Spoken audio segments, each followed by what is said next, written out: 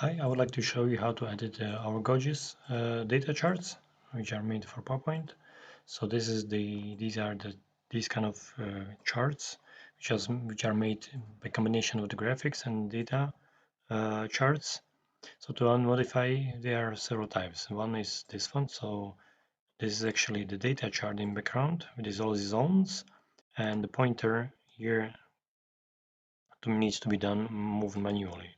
But if you grab it by this icon, you can just simply rotate so it still will keep the center. And of course, you can change the color of the center. You can release the icon.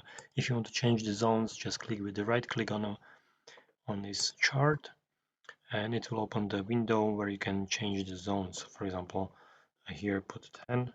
I have this one will be only 10%. The green zone. Similarly, you can edit this Gauges chart. So again, to change the value, we need to go to edit the data. Here, let's say change it to 65, for example. It will calculate automatically. Unfortunately, the needle needs to be moved manually. Because this is not part of the chart. It's not possible to do in PowerPoint. And also the number over here as well, because in order to get this kind of nicer position, this needs to be done manually. There is third type of Gauges which is only done by graphics. So for example, here you can change these are just the shapes, so you can change their color to, let's say, the blue if you want to add a new one, and move the needle the same way as you did before.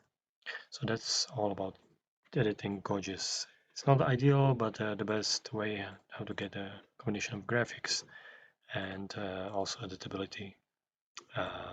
So here the whole deck from our contains several layouts, so it's worth to check them and enrich your presentations with interesting graphics. If you need further help, contact us either via our webpage or by email. Thank you very much for listening.